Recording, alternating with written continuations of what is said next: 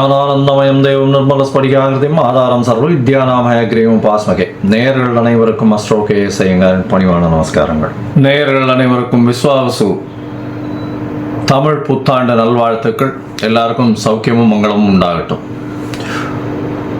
April 14, 2025 13, 4, 2026 வருடம் உண்டான காலகட்டத்தை தமிழ் வருஷ பரப்பு, தமிழ் வருடம் என்று சொல்கிறோம். அது தமிழ் மாதத்தின் மூலியமாக தமிழ் வருடம் விஸ்வாவசு வருஷம் பிறக்கிறது. இப்போது நம்மளுக்கு போன வருஷம்ன்றது பார்க்கும்போது குரோதி வருஷம்னு சொல்கிறது. இப்போ விஸ்வாவசு வருஷம். சரி, இந்த விஸ்வாவசு வருஷத்தில் என்னென்ன கிரகச்சாரங்கள், கிரக மாற்றங்கள் இருக்குது, இந்த வருஷம் பிறக்கும் பொழுது என்ன கிரக நிலைகள் இருக்குது, என்னென்ன கிரகங்கள் மாற்றங்கள் அமையிறது, பெரிய கிரகங்கள் வருட கிரகங்கள்னு சொல்லக்கூடிய சூரியன், அதாவது குரு, சனி, ராகு, கேது இவர்களுடைய மாற்றங்கள் என்ன, மாத கிரகங்கள்னு சொல்லக்கூடிய சூரியன், செவ்வாய், புதன், சுக்கிரன் இவா 4 பேரும் மாத கிரகங்கள்னு சொல்லக்கூடியது. சந்திரன் தினக்கோள், அதாவது 2.25 நாளைக்கு ஒரு ராசியிலிருந்து அடுத்த ராசிக்கு போகிறார். பொதுவாகவே பார்த்தீங்கன்னா இந்த வருடம் பிறக்கும் பொழுது தமிழ் வருடத்தின் ராஜா அப்படின்னு குறிப்பிடக்கூடியவர் பங்குனி மாதத்தின் அமாவாசை வரக்கூடிய நாளின் அடுத்த நாள், அதாவது இந்த தெலுங்கு வருடம் யுகாதி இருக்கு இல்லையா, யுகாதி வருஷம் பிறக்கிறது இல்லையா, யுகாதி தெலுங்கு வருடம் பிறக்கக்கூடிய நாளை அந்த நாளின் ராஜா, அந்த நாளின் நாயகன் யாரோ, அதாவது கிரகம் எதுவோ அதுவே இந்த புது வருஷத்தின் ராஜாவாக எடுத்துக்கொள்ளப்படுறது. அதனால் இந்த வருஷம் பார்த்தேன்னா சூரியன் ராஜாவாகவும் அவரே சேனாதிபதியாகவும் அவரே அர்க்காதிபதியாகவும் வரார்.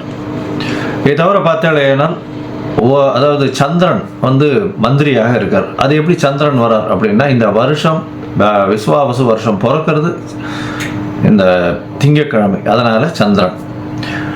அதே மாதிரி பார்த்தேன்னா ஆவணி மாதம் சேனாதிபதி எப்படி டிசைட் பண்ணுறது அப்படின்னா, சேனாதிபதினு சொல்லக்கூடியது ஆவணி மாதம் வரக்கூடிய முதல் நாளை சேனாதிபதியும், ஆடி மாதம் அப்படின்னு சொல்லக்கூடியது சஸ்யாதிபதி. இதெல்லாம் எதுக்கு முக்கியம் அப்படின்னா, சஸ்யாதிபதி அப்படின்னா இந்த விளைச்சல் எப்படி இருக்கும் அப்படின்னு சொல்லக்கூடியது. சேனாதிபதியை எதுக்கு சொல்கிறோம் அப்படின்னா, இந்த இராணுவங்கள், அதை தவிர தளவாடங்கள், அதை தவிர நம்முடைய பாதுகாப்பு, இதை ஆளக்கூடியவர் யார் அப்படின்னா சூரியனாக இருப்பார் இந்த வருஷம். அதனால் என்ன ஆகும் அப்படின்னா, இந்தியாவினுடைய பொதுவாகவே இந்த லா அண்ட் ஆர்டர் ரொம்ப ஸ்ட்ராங்காக இருக்கும். மிகவும் கடுமையான சட்டங்கள் பாயக்கூடிய காலகட்டமாக இருக்கும். ஏன்னா சூரியனே ராஜாவாக இருக்கார். அதை தவிர வரிகள் கொஞ்சம் அதிகமாக இருக்கும், விலைவாசி கொஞ்சம் அதிகமாக போகக்கூடிய வாய்ப்புகள் நிச்சயமாக உண்டு. இதை தவிர பார்த்தாலேனா இந்த செவ்வாய் உங்களுக்கு அதாவது இந்த வருஷம் தனாதிபதினு சொல்லக்கூடியவர் செவ்வாய். தனாதிபதி அதாவது தானியாதிபதினு சொல்லக்கூடியவர் செவ்வாய். தானியங்கள்லாம் விளைவிக்கிறதுக்கு செவ்வாய்ன்றதுனால நெருப்பின் மூலியமாக தானியங்கள் அதாவது லாஸ் ஆகக்கூடிய வகைகள் வாய்ப்புகள் மிகவும் அதிகமாகும். அதை தவிர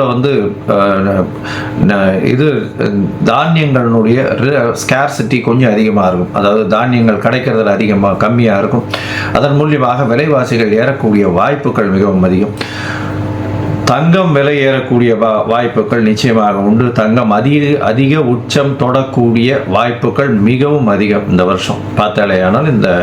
ஏன்னா குரு பகவான் 3ஆம் இடத்துல போகிறார். அது அவருடைய வீட்டையே வேற 9ஆம் இடத்த பாக்கியஸ்தானத்தையும் பார்க்கிறார். அதனால் தங்கத்தின் விலை அதிகமாக போகக்கூடிய வாய்ப்புகள் நிச்சயமாக இருக்கும். அதை தவிர பார்த்தீங்கன்னா இந்த வருஷம் மழை கொஞ்சம் அதிகமாகவே இருக்கும். ஆனால் தேவையான அளவிற்கு மேல் பெய்யும், தேவையான இடத்தில் பெய்யாமல் போகும். தேவையான இடத்தில் பெய்யாமல் போகும்னா நகரங்களில் கொஞ்சம் அதிகமாக பெய்யக்கூடியதாக இருக்கும். இதன் மூலியமாக இந்த வெள்ளம் வர்றது, அந்த மாதிரியான பிரச்சனைகள் கொஞ்சம் அதிகமாகவே இருக்கும். அதனால் தண்ணீர் பற்றாக்குறை சற்று இருக்கக்கூடிய காலகட்டமாகவே அமையும். சரி, மொத்தத்தில் இந்த வருஷத்தில் பார்த்தீங்கன்னா சூரியனுடைய கட்டுப்பாட்டில் எல்லா விஷயங்களும் வர்றதுனால நாட்டை ஆளக்கூடியவர்களுக்கு நல்ல ஒரு ஏற்றமான காலகட்டமாக இருக்கும். இருந்தாலும் கடுமையான சட்டங்கள் கொஞ்சம் அதிகமாக வரக்கூடிய வாய்ப்புகள் நிச்சயமாக உண்டு.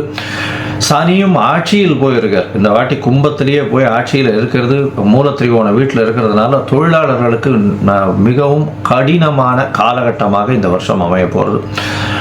பண பற்றாக்குறை கொஞ்சம் அதிகமாகவே இருக்கும். தொழிலாளர்கள் மத்தியில் பண வரத்து அதிகமாக இருக்காது. ஃப்ரீ ஃப்ளோ ஆஃப் மணி இருக்கிறதுக்கு வாய்ப்புகள் மிகவும் கம்மி. வியாபாரிகளுக்கு சற்று பின்னடைவு இருக்கும். ஏன்னா இந்த வருஷம் பிறக்கும் பொழுதே புதன் 12ஆம் இடத்துல நீச்சப்பட்டு போகிறார். விரயங்கள் வியாபாரிகளுக்கு கொஞ்சம் அதிகமாகவே இருக்கும். லாசஸ் கொஞ்சம் அதிகமாக இருக்கக்கூடிய வாய்ப்புகள் நிச்சயமாக உண்டு. இருந்தாலும் நீச்ச பங்கம் அடைகிறார், அதாவது விட்டு வெளியில் போகிறதுனால நல்ல ஏற்றங்கள் கிடைக்கக்கூடிய காலகட்டமாகவும் அமையும். வியாபாரத்தின் மூலியமாக இந்த ஷேர் மார்க்கெட் இண்டிசஸ்லாம் பார்த்தீங்கன்னா, ஷேர் மார்க்கெட் இண்டிசஸ்லாம் உள்நாட்டு உற்பத்தி வெளியில் போய் அது ஒரு பெரிய ஏற்றத்தை கொடுக்கும். இம்போர்ட் எக்ஸ்போர்ட் பிஸ்னஸ் ஒரு பெரிய மாற்றம், பெரிய உச்சத்தை தொடக்கூடிய வாய்ப்புகள் நிச்சயமாக உண்டு. மொத்தத்தில் பார்த்தோம்னா இந்த வருஷம் பெரிய ஏற்றம் நல்லபடியாக இருக்கும். பெண்களுக்கு மிகவும் ஏற்றமான வருஷம். பெண்கள் நல்ல எல்லா இடத்துலையும் ஒரு ஐகானிக் ப்ரெசன்டேஷன் இருப்பாங்க. ஏன்னா சுக்கிரன் உச்சம் பெற்று போயிருக்கக்கூடிய காலகட்டத்தில் இந்த வருஷம் பிறகுறது அது ஒரு பெரிய ஏற்றம். பரிவர்த்தனை யோகத்திலையும் பிறகுறது, அதாவது குருவின் பரிவர்த்தனையும் இருக்குது. அதனால் பணம், பெண்களின் கையில் பணம் ரொம்ப அதிகமாக இதுவாகும். அதாவது அதே மாதிரி இந்த களியாட்டங்கள்னு சொல்லக்கூடிய இந்த கிளாமர் இண்டஸ்ட்ரியில் கொஞ்சம் அதிகமாக செலவுகள் அதிகமாக இருக்கும். ஃப்ளாஷி இண்டஸ்ட்ரியில் கொஞ்சம் அதிகமாக இருக்கும். அது தவிர போதை வஸ்துக்கள், அது தவிர இந்த மதுபானங்கள் இதெல்லாம் அதிகமான விலை ஏறக்கூடிய, அதிகமாக கன்சியூம் பண்ணக்கூடிய வாய்ப்புகள் மிகவும் அதிகமாக இருக்கும். சரி, இந்த வருஷத்தினுடைய மாற்றங்கள் என்னென்ன அப்படின்றத பார்ப்போம். இந்த வருஷம் பிறக்கும் பொழுது பார்த்தோம்னா சூரியன், அதாவது சித்திர மாதம் அப்படின்றதுனால சூரியன் உச்சம் பெற்று மேஷத்தில் மேஷ ராசியில் இருக்க, காலபுருஷ தத்துவத்தின் 2ஆம் ராசியில் குரு, 4ஆம் ராசியில் அதாவது கடகத்தில் செவ்வாய் நீச்சப்பட்டும், கேது 6ஆம் இடத்திலும், சனி ஆட்சி மூலத்திரிகோணத்தோடு கும்பத்திலையும், அது தவிர ராகு, புதன், சுக்கிரன் இந்த 3 கிரகங்கள் மீனத்திலையும் இருக்கு. இந்த வருஷம் ஆரம்பிக்கும் பொழுது இந்த வருஷத்தின் வரக்கூடிய பெயர்ச்சிகள்னு பார்த்தோம்னா, முதல்ல வரக்கூடிய பெயர்ச்சி அப்படின்னா 26/4/2025 அன்னைக்கு ராகு கேது பெயர்றார். வாக்கிய பஞ்சாங்கம் பிரகாரம் ராகு பகவான் மீனத்திலிருந்து கும்பத்திலும், கேது கன்னியிலிருந்து சிம்மத்திலையும் வர.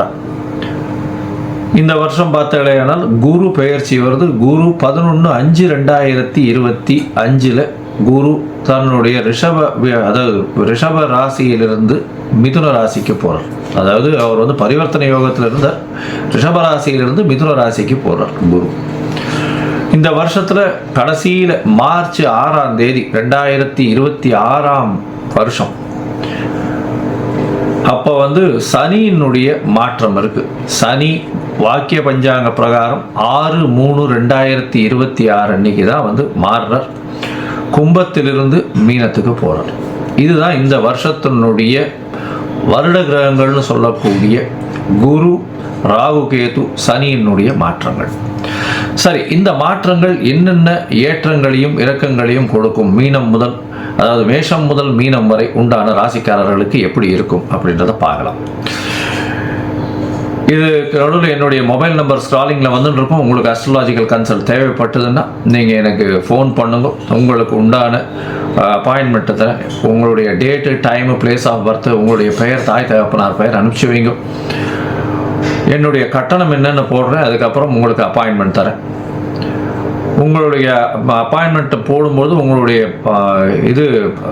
ஹாரஸ்கோப் போடுவோம். ஹாரஸ்கோப்பில் சந்தி இருக்கான்னு முதல்ல பார்க்கணும். ஏன்னா நட்சத்திர சந்தி, பாத சந்தி, அது தவிர லக்ன சந்தி இதெல்லாம் இருந்ததுன்னா இந்த காலகட்டத்தில் நன்னா இருக்குன்னு நினச்சின்னு இருப்போம். ஆனால் நன்னா இருக்காது.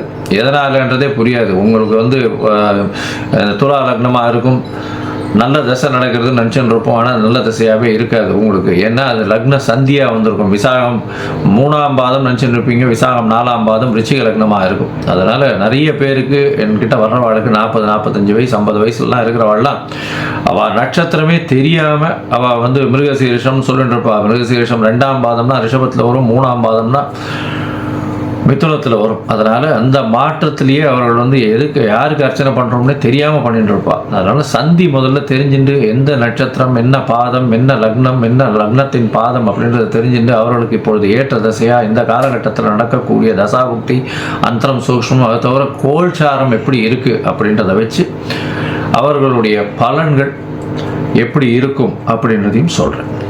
சரி, இப்போ மேஷம் முதல் மீனம் வரை விஸ்வாசு வருஷம் 2025-26 ஏப்ரல் 14 முதல் 2025 ஏப்ரல் 13 வரை 2026 வரையிலும் உண்டான பலன்கள் ஒன்றொன்னா பார்க்கலாம். கடகம், புனர்பூசம், பூசம், ஆயில்யம் இந்த 3 நட்சத்திரம் 9 பாதங்களை கொண்ட ராசி. ராசியின் அதிபதினு சொல்லக்கூடியவர் அதிவேகமாக செல்லக்கூடிய சந்திர பகவான். இந்த வருஷம் விஸ்வாவசு வருஷம் ஆரம்பத்திலிருந்து பார்த்தலையானால் உங்களுக்கு நல்ல ஏற்றங்கள் கொடுக்கக்கூடிய காலகட்டமாக இருக்குது. ஏன்னா உங்களுடைய ராசிக்கு 11ஆம் இடத்துல குரு பகவான் இருக்கார். அதனால் நல்ல ஒரு ஏற்றம் இருக்கும், புதிய வேலை கிடைக்கும், திருமணத்து பாக்கியங்கள்லாம் உண்டு. இந்த குரு மாறுறதுக்கு முன்னாடி திருமண பாக்கியங்கள்லாம் நல்லபடியாக இருக்கக்கூடிய வாய்ப்புகள் நிச்சயமாக உண்டு. இந்த வருஷத்தில் பார்த்தலையானா உங்களுடைய ராசிக்கு 8ஆம் இடத்துல சனி பகவான் இருக்கார். 8ஆம் இடத்துல சனி பகவான் இருக்கிறது வந்து அந்த அளவு விசேஷம் இல்லை. உடல் நலத்தில் பின்னடைவு ஏற்படக்கூடிய வாய்ப்புகள் நிச்சயமாக உண்டு. தேவையற்ற பழக்க வழக்கங்கள் சற்று விலகி இருப்பது நல்லது. அதை தவிர வண்டி வாகனங்கள் ஓட்டும் போது ரொம்ப ஜாகிரதையாக இருக்கிறது ரொம்பவும் நல்லது. இந்த வருஷம் பார்த்தோம்னா உங்களுடைய ராசிக்கு அஷ்டமத்து சனி. இந்த வருஷ கடைசியில் தான் வந்து சனி பயிற்சி வருது. அதாவது அடுத்த வருஷம் மார்ச் மாதம் 6ஆம் தேதி 2026 மார்ச் 6 வருது. அதனால் இந்த வருஷத்தில் பார்த்தாலேயானால் முழுக்க முழுக்க வந்து விஸ்வாவசு வருஷத்தில் சனி பகவான் அவர் கும்பத்திலேயே ஆட்சி பெற்று மூலத்திரிவோன வீட்டில் இருக்கிறது உங்களுக்கு பின்னடைவை ஏற்படுத்தும் உடல் நலத்தில். இருந்தாலும் வேலையில் மாற்றங்கள் கிடைக்கும், திடீர் பண யோகங்கள் வரக்கூடிய வாய்ப்புகள்லாம் உண்டு, நிச்சயமாக இருக்கும். உங்களுடைய ராசிக்கு பார்த்தாலேயானால் குரு பகவான் ராசிக்கு 12ஆம் இடத்துக்கு போகிறார். 12ஆம் இடத்துக்கு போகும்போது பார்த்தாலேயானால் நல்ல, அதாவது வெளிநாடு போய் வரக்கூடிய வாய்ப்பு உண்டு. வெளிநாட்டில் இருக்கிறவங்களுக்கு பார்த்தாலேயானால் அவங்களுக்கு பர்மனன்ட் ரெசிடென்ஷிப் கிடைக்கக்கூடிய வாய்ப்புகள் நிச்சயமாக இருக்கும். ராசிக்கு 5ஆம் இடத்தை, அதாவது 4ஆம் இடத்தை வந்து குரு பகவான் பார்க்குறார். 4, 6, 8 இந்த 3 இடத்தையும் வந்து குரு பார்க்குறார். இந்த காலகட்டத்தில் பார்த்தாலேயானால் படிக்கக்கூடிய குழந்தைகளுக்கு நல்ல ஒரு ஏற்றம் கிடைக்கக்கூடிய காலகட்டமாக அமையப்போகுது. அது தவிர பார்த்தாலேயானால் உங்களுடைய ராசிக்கு தாயின் உடல்நிலையில் நல்ல ஒரு ஏற்றம் இருக்கக்கூடிய காலகட்டம். ஏன்னா குருவின் பார்வை இருக்கிறதுனால நல்ல ஒரு ஏற்றம் இருக்கக்கூடிய காலகட்டமாக இருக்குது. புதிய வேலை வரும், புதிய கடன் அமையக்கூடிய காலகட்டமாக அமையும். புதுசாக வீடு மனை வாங்கக்கூடிய புது கடன் அமையக்கூடிய காலகட்டமாக அமையப்போகிறது. இந்த வருஷத்தில் பார்த்தாலேயானால் புதுசாக ஒரு வீடு வாங்குவீங்க, கடனை அதிகப்படுத்திக்குவீங்க, இதெல்லாம் உங்களுக்கு நிச்சயமாக நடக்கும். இருந்தாலும் அதன் மூலியமாக ஸ்ட்ரெஸ் வரும். அதன் மூலியமாக வெளிநாட்டில் போய் சம்பாதிக்க வேணுன்ற வீட்டை விட்டு பிரிந்து வெளியூர், வெளிமாநிலம், வெளிநாடு சென்று சம்பாதிக்கக்கூடிய வாய்ப்புகளும் மிகவும் அதிகமாக இருக்கும். இந்த வருஷம் உங்களுடைய ராசிக்கு, அதாவது வருஷம் பிறந்து ஒரு 15 நாள்லேயே பார்த்தோம்னா ராகு கேத்துவனுடைய பயிற்சி வருது. ராகு வந்து உங்களுடைய ராசிக்கு 8ஆம் இடத்திலும், கேத்து உங்களுடைய ராசிக்கு 2ஆம் இடத்துலையும் வரும். ராகு பகவான் 8ஆம் இடத்துல இருக்கிறது ரொம்பவும் நல்லது. அதுவும் குருவின் பார்வையில் இருக்கார். குருவின் பார்வையில் இருக்கிறது ரொம்பவும் விசேஷம். இதன் மூலியமாக பார்த்தலையானால் எல்லா விதமான வெற்றியும் வரும். மறைந்த இடத்திலிருந்து திடீர் பணவரவுகள் வரும், நிறைந்த செல்வங்கள் வரும். மறைந்த இடத்திலிருந்து திடீர் பணவரவு, அது வந்து இந்த ரேஸு, லாட்ரி அந்த மாதிரியான விஷயங்கள் நிச்சயமாக இருக்கும். கீழ்த்தட்டு மக்களிடமிருந்து பேர் ஆதரவு கிடைக்கக்கூடிய காலகட்டமாக உங்களுக்கு அமைய போகிறது. உங்களுடைய இதில் பார்த்தாலேயானால் கேத்து 2ஆம் இடத்துல இருக்கிறதுனால பேச்சில் ரொம்ப கவனமாக இருக்கிறது நல்லது. குடும்பத்தில் சிறு சிறு சலசலப்புகள் இருக்கக்கூடிய வாய்ப்புகள் நிச்சயமாக உண்டு. ஏன்னா குடும்பஸ்தானத்தில் போய் கேது பகவான் போய் உட்காந்துருக்கிறது அந்த அளவு விசேஷம் கிடையாது. இருந்தாலும் வந்து என்ன ஆகும் அப்படின்னா பேச்சின் மூலியமாக குடும்பத்தினுடைய அமைதி குலையக்கூடிய வாய்ப்புகள் நிச்சயமாக இருக்கும். இந்த காலகட்டத்தில் பொறுமையாக பேசுறது ரொம்பவும் நல்லது. பேசாமல் இருக்கிறது அதோட விசேஷம். அதனால் பொறுமையாக இருக்கிறது ரொம்பவும் நல்லது. இந்த கடகராசிக்காரர்கள் இந்த வருஷம் பார்த்தாலேனால் உங்களுக்கு அஷ்டமத்து சனி இருக்கிறதுனால சில பின்னடைவுகள் ஏற்படக்கூடிய வாய்ப்புகள் நிச்சயமாக உண்டு. அதாவது ஆர்கனைசேஷனில் வந்து அதாவது வேலையில் இருக்கிறவாளுக்கு ப்ரமோஷன் அந்த மாதிரியான விஷயங்களில் பின்னடைவு இருக்கும். தொழில் ஸ்தாபனம் வச்சிருக்கிறவங்களுக்கு அவங்களுடைய வேலை ஆட்கள் மூலியமாக பிரச்சனைகள் வரும். வண்டி வாகனங்கள் மூலியமாக நிச்சயமாக பிரச்சனைகள் வரும். உடல் நலத்தில் சற்று பின்னடைவு ஏற்படக்கூடிய வாய்ப்புகளும் மிகவும் அதிகமாக இருக்கும். இந்த வருஷத்தில் பார்த்தாலேன்னா அதாவது உங்களுக்கு குரு வந்து 12ஆம் இடத்துல இருக்கிறதுனால நல்ல விதமான தூக்கம் இருக்கும், சுகம் நல்லபடியாக இருக்கும். கணவன் மனைவிக்குள்ள நல்ல ஒரு அந்யோன்யம் இருக்கக்கூடிய காலகட்டமாகவும் இருக்கும். அதை தவிர பார்த்தாலேயானால் படிக்கக்கூடிய மாணவர்களுக்கும் நல்ல ஒரு ஏற்றம் கிடைக்கக்கூடிய காலகட்டம். இந்த வருஷம் பார்த்தாலேயானால் இந்த விவசாய நிலம் வச்சிருக்கிறவங்க, விவசாயம் பண்ணுறவங்க, தென்னை தோப்பு வச்சிருக்கிறவங்க, இந்த தோப்புகள்லாம் வச்சு இது பண்ணுறவங்க, அதை தவிர வந்து வாட்டர் வியாபாரம், தண்ணீர் வியாபாரம் பண்ணுறவங்க, அதை தவிர கலர் தண்ணீர், அதாவது இது பேர் என்ன, அந்த குளிர்பானங்கள் வியாபாரம் பண்ணுறவங்க, பால் வியாபாரம், பால் பதனிடும் வியாபாரம், இதெல்லாம் பண்ணுறவங்களுக்கு பெரிய ஏற்றம் கிடைக்கக்கூடிய காலகட்டமாக அமைய போகிறது.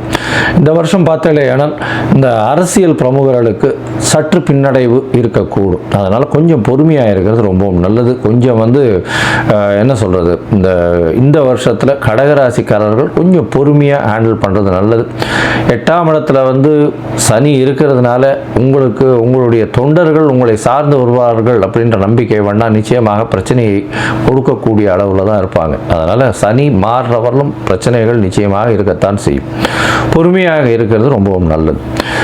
மொத்தத்தில் பார்த்தீங்களேன்னா இந்த கடகராசிக்காரர்களுக்கு குருவின் மாற்றம் பெரிய ஏற்றம். குரு ஒரு ராசிக்கு 12ஆம் இடத்தில் இருப்பதன் மூலியமாக உங்களுக்கு வெளிநாட்டில் வாழ்பவராக இருந்தால் ரெசிடென்ஷிப், அதாவது பர்மனன்ட் ரெசிடென்ஷிப்னு சொல்லக்கூடிய நிரந்தர குடியுரிமை கிடைக்கக்கூடிய வாய்ப்புகள் உண்டு. வெளிநாடு போய் வரக்கூடிய வாய்ப்புகள் உண்டு. வேலை நிமித்தமாக வீட்டை விட்டு நாட்டை விட்டு வெளியில் செல்லக்கூடிய வாய்ப்புகள் நிச்சயமாக உண்டு. அதை தவிர திடீர் பணவரவு, எதிர்பாராத இடத்திலிருந்து இன்சூரன்ஸ், ரேஸ், இந்த மாதிரியான விஷயங்கள் மூலியமாக திடீர் பணவரவுகள் வரக்கூடிய வாய்ப்புகள் நிச்சயமாக உண்டு. எடுத்த காரியங்களில் சற்று பின்னடைவு இருக்கக்கூடிய வாய்ப்புகள் நிச்சயமாக உண்டு. ஏன்னா 8ஆம் இடத்தில் இருக்கக்கூடிய சனியின் மூலியமாக சிறு சிறு தொல்லைகள் தொழில் ஸ்தாபனங்களில் வரும். சொந்த தொழில் வச்சிருக்கிறவங்களுக்கு நிச்சயமான பின்னடைவு இருக்கக்கூடிய காலகட்டம். அதை தவிர பார்ட்னர்ஷிப் தொழிலில் இருக்கிறவங்களுக்கு பார்த்தாலேயானால் சிறு சிறு பிரச்சனைகள் இருக்கக்கூடிய வாய்ப்புகள் உண்டு. அதிக இன்வெஸ்ட்மெண்ட் போடாதீங்க, பொறுமையாக இருக்கிறது ரொம்பவும் நல்லது. வெளியூர், வெளிமாநிலம், வெளிநாடு சென்று படிக்கக்கூடிய யோகம் நிச்சயமாக வரும். இருந்தாலும் சிறு சிறு பிரச்சனைகள் இருந்து கொண்டே இருக்கும். வீட்டை விட்டு செல்ல வேண்டிய கட்டாயம் ஏற்படக்கூடிய காலகட்டமாக அமையும். பேச்சில் ரொம்ப கவனமாக இருக்கிறது ரொம்பவும் நல்லது. உங்களுடைய ராசிக்கு 2ஆம் இடத்தில் கேத்துவும் சனியின் பார்வையில் இருக்கிறதுனால அந்த அளவு விசேஷம் இல்லை. சுபர்கள் யாரும் பார்க்காததுனால அந்த அளவு ஏற்றத்தை கொடுக்காது. அதனால் பொறுமையாக இருக்கிறது நல்லது. நீங்கள் பேசக்கூடியதை நிச்சயமாக தவறாக புரிந்து கொள்ளக்கூடிய காலகட்டமாக அமையும். பொறுமையாக இருந்து இந்த வருஷத்தை கடந்து செல்வதும் உங்களுக்கு ஒரு பெரிய ஏற்றத்தை கொடுக்கும். குடும்பத்தில் சிறு சிறு பிரச்சனைகள் வரும். பண விரயங்கள் நிறைய இருக்கும். சுப விரயங்கள் நிச்சயமாக இருக்கக்கூடிய காலகட்டமாக இருக்கும். நீங்கள் மதுரையில் இருக்கும் மதுரை மீனாட்சி அம்மன் கோவிலுக்கு போயிட்டு வர்றதும், முக்குருணி விநாயகரை போய் சேவிச்சுட்டு வர்றதும் உங்களுக்கு இந்த வருஷத்தில் அட்லீஸ்ட் ஒரு 2 தடவாவது போயிட்டு வர்றதன் மூலியமாக நல்ல ஒரு ஏற்றம் மாற்றமும் நிச்சயமாக வரும். அதுவும் இந்த தண்ணீர் வியாபாரம் பண்ணுறவங்க, வேகமாக வண்டியில் உணவு தயாரித்து சென்று எடுத்து செல்லக்கூடியவர்கள், சமையல் கலை வல்லுநர்கள், அதை தவிர பால் பதனிடும் தொழில், பால் தொழில், இந்த மாதிரியான வியாபாரம் செய்பவர்களுக்கெல்லாம் பெரிய ஏற்றம் கிடைக்கக்கூடிய காலகட்டமாக அமைய போகிறது. இருந்தாலும் உடல் உழைப்பு சற்று அதிகமாகவே இருக்கும். உடல் நலத்தில் சற்று கவனமாக இருப்பது நல்லது. தொழிலில் உங்கள் கீழ் வேலை செய்பவர்களை நம்ப வேண்டாம். பொறுமையாக இருப்பது மிகவும் நல்லது அப்படின்னு சொல்றேன். இந்த கடகராசிக்காரர்களுக்கு இந்த வருடம் 80 விழுக்காடு வெற்றி கிடைக்கக்கூடிய வாய்ப்புகள் நிச்சயமாக உண்டு.